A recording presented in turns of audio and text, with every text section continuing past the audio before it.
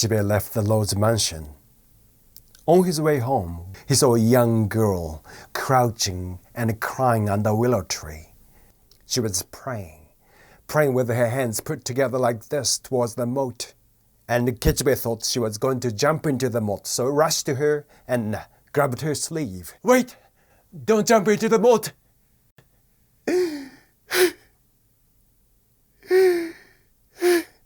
"Hey, what's the matter with you? This is no place for a young girl like you at night." "Hey, tell me all your troubles, and if there's anything I can do for you, I'll be glad to help."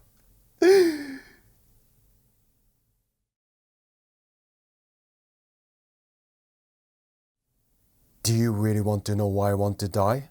Yeah, of course. Tell me all your troubles and you're gonna feel so much better. Believe me." Would you listen to a girl with a face like this?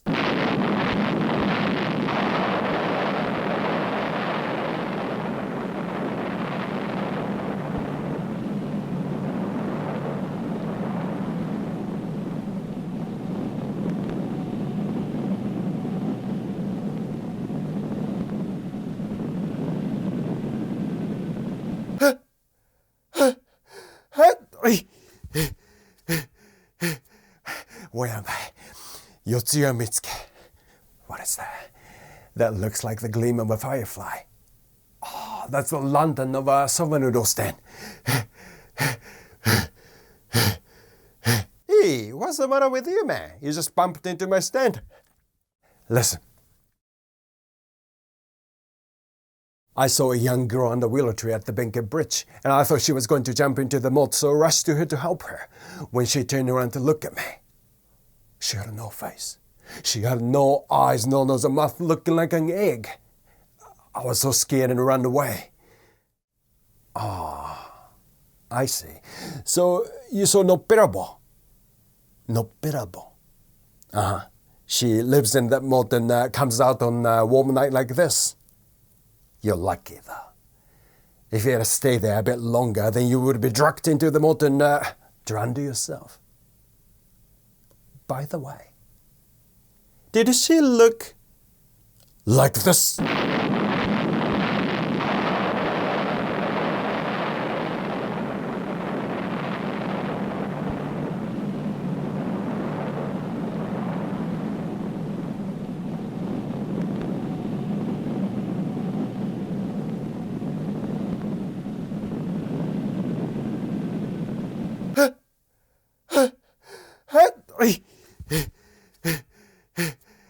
Where am I?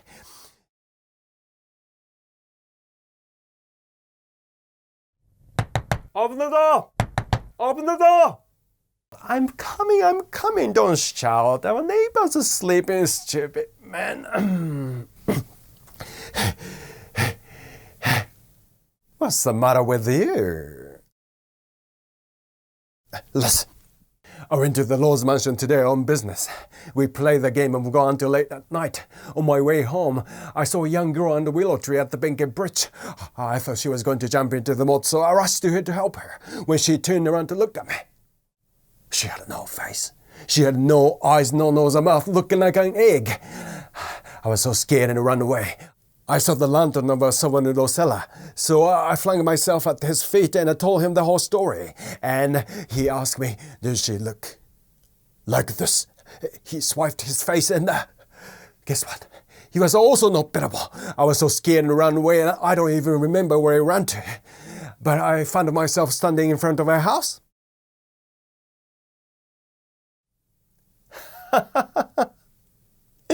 Don't be silly. There are no faceless people like that in this world. You're telling the truth. Those stories always make me feel sick. By the way, did they look like this?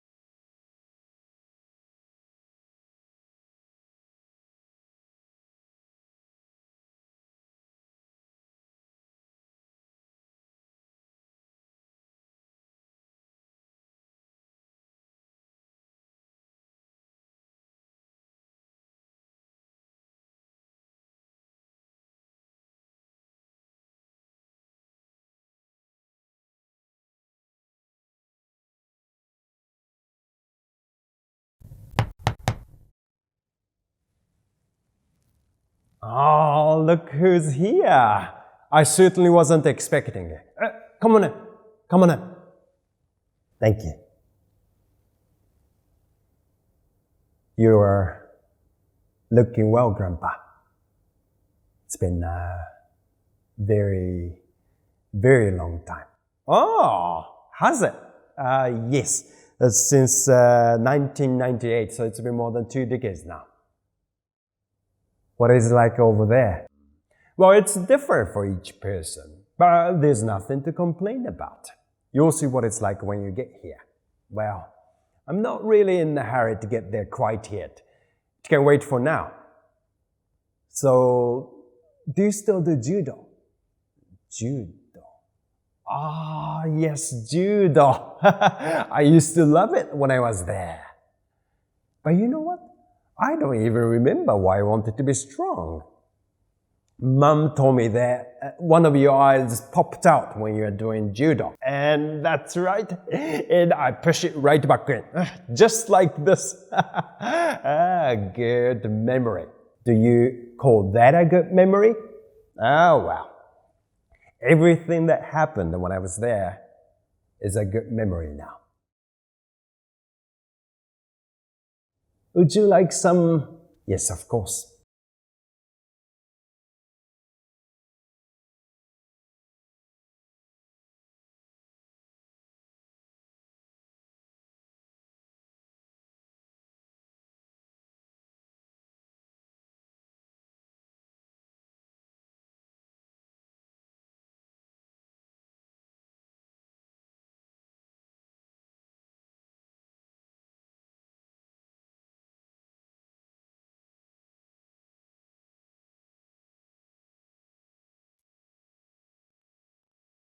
Kanpai.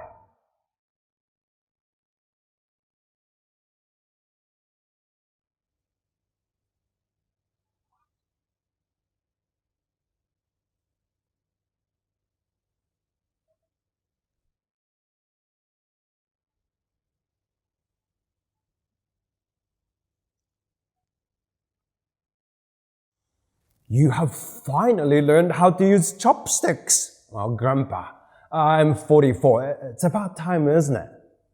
That's right. You taught me how to use them. That's right. You're my second oldest grandchild, but the last one to learn how to use them.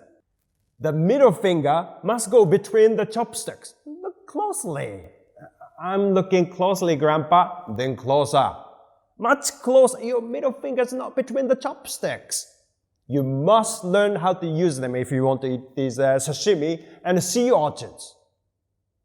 And you cried and cried like a little baby. But you finally ate those sea urchins with your own chopsticks. That made me proud. I was really scared of you that day, Grandpa. You know what's funny though? Whenever I think of chopsticks, I think of you. I guess it's a good thing because I use them every day. So you can remember me every time you eat. Maybe not every single time, but I do think of you. A lot.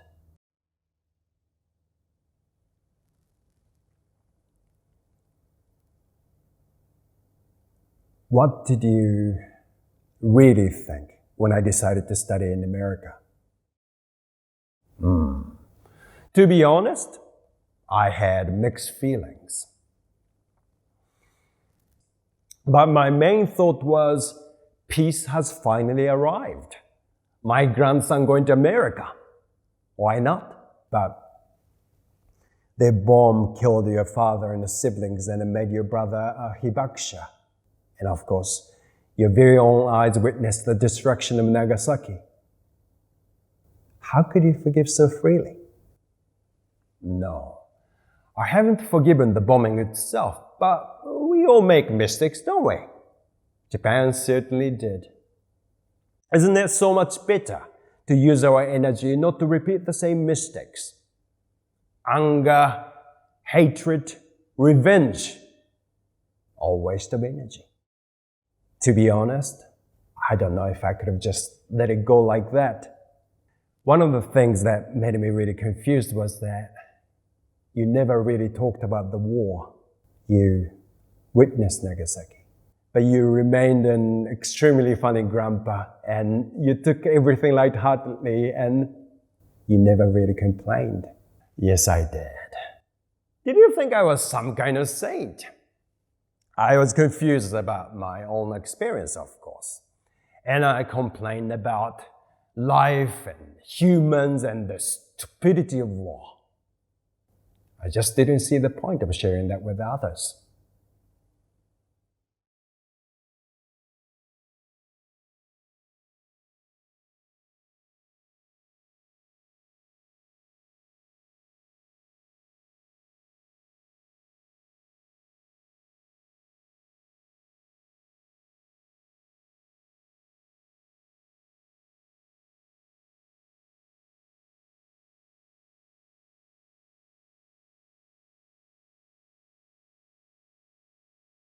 I learned that from what Mom told me. What do you mean by that? The journals in your deathbed. Ah, yes, those journals. I remember them. Mom threw them all away to protect your honor. She said they were full of fear. You carried a lot of darkness. I was so angry at Mom that she didn't even let me read any of them. I wanted to know who you really were.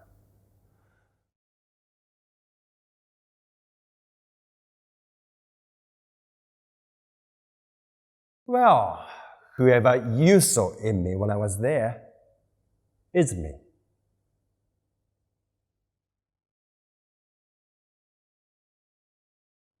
Do you know why I wanted to learn how to use chopsticks properly? Because I'm Japanese. No.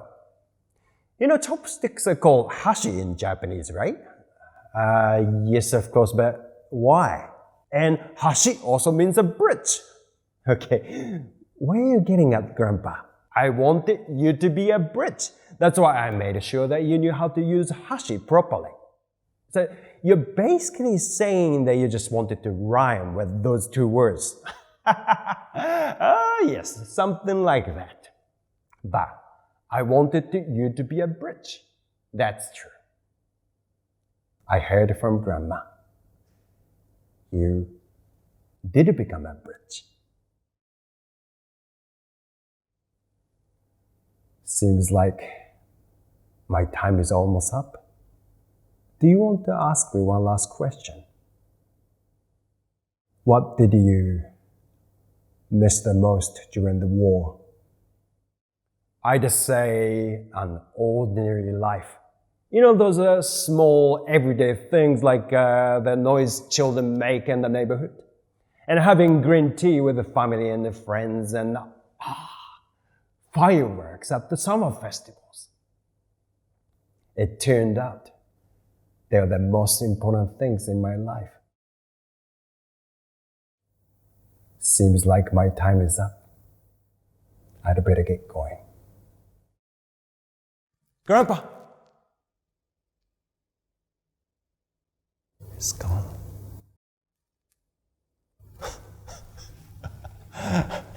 Chopsticks and bridge. What kind of crappy rhyme is that? He hasn't changed much.